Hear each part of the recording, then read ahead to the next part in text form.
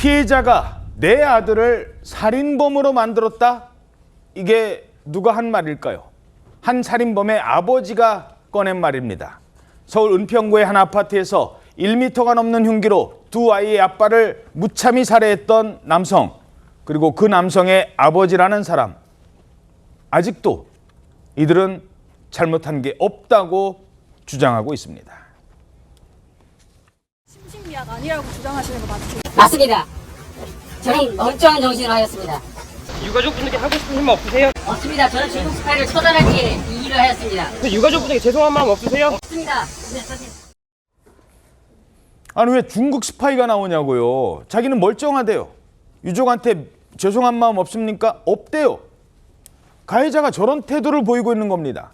그런데 가해자의 아버지 역시 황당한 주장을 계속하고 있다고요? 네, 맞습니다. 어제도 저희가 전해드렸잖아요. 이 가해자의 아버지로 추정되는 이 누리꾼이 관련 기사마다 피해자를 모욕하고 또 가해자인 아들을 옹호하는 댓글을 계속 올려서 이 유족 측에서 사자 명예훼손으로 고소를 했고 또 해당 사이트에서도 댓글 이용 제한을 내려서 이제 댓글을 못 달고 있는 상황이었다는 것까지 어제 전해드렸습니다. 네, 그렇게까지 하고 있는데. 네, 그런데 이 사이트에서요, 이 댓글 이용 제한 기간이 뭐 하루, 한 달 이렇게 기간이 다 다른가 봐요. 근데 예. 하루 만에 이 조치가 풀려서 어젯밤에 댓글 이용 제한이 이제 풀리자마자 아버지로 추정되는 그 네티즌이 또다시 댓글을 달기 시작했습니다. 또 글을 올렸어요. 네, 더 심한 내용인데 정말 악플과 다름이 없는데요. 좀 전해드리면 먼저 쌍욕을 해서 내 아들을 살인범으로 만든 피해자를 나는 원망하지 않는다. 부모의 자식 옹호는 당연하다. 그리고 억지 논리로 가해자 부친을 고소해서 망신 주지 말아라. 이런 식으로 또다시 피해자를 모욕하고 유족을 조롱하는 듯한 발언을 이제 이어갔습니다. 그러면서 또 이런 말을 했는데 피의자 부친을 피의자가 있는 감방에 넣어서 원수를 갚는다면 그렇게 해주겠다. 이런 말도 댓글에 남겼습니다. 아니 그 범죄가 얼마나 정말 범죄였습니까? 도망가는 사람을 쫓아갔어요. 그리고 엘리베이터 앞에서는 머리를 만졌어요. 뭐 어디 머리 흐트러진 거 없나? 지금 그런 정신이에요. 그런데 가해자라는 아버지, 추가 댓글을 본 유족들, 이분들은 얼마나 화가 날까요? 사건 파일 24에 참담한 심경을 전해왔습니다.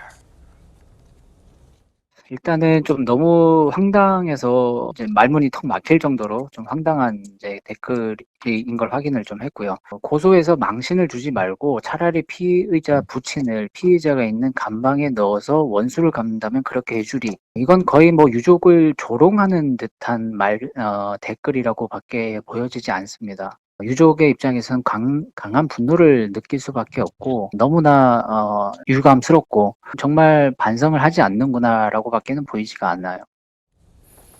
대체 왜 반성조차 안 하겠다는 걸까요? 이게 재판에 도움이 될까요?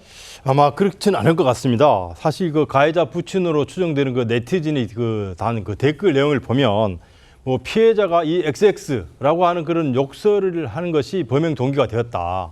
뭐 참 교훈적이다라고 하면서 오히려 이 피해자 측을 좀 탓하는 그런 이제 내용들이 있었고요. 이게 교훈적이라고요? 예, 좀 상당히 그 비꼬는 듯한 그런 이제 표현인데 그러면서 뭐 나이 많고 목소리 큰 사람이면 욕을 해도 되느냐라고 하면서 오히려 반박을 하고 양쪽 집안이 이 사건으로 모두 풍비박산이 되었다라고 주장을 하고 있는 그런 실정인데요.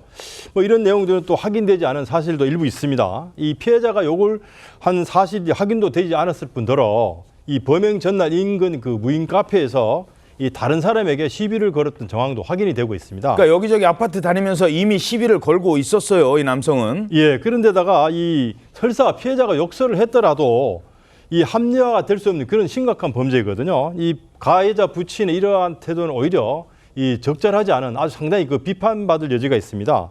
게다가 이 가해자 아버지 쪽에서는 뭐 내 아들이 살인범이 됐지만 나는 피해자를 원망하지 않는다. 뭐 정말 그 납득하기 어려운 그런 발언들을 이제 쏟아내고 있는데요. 예.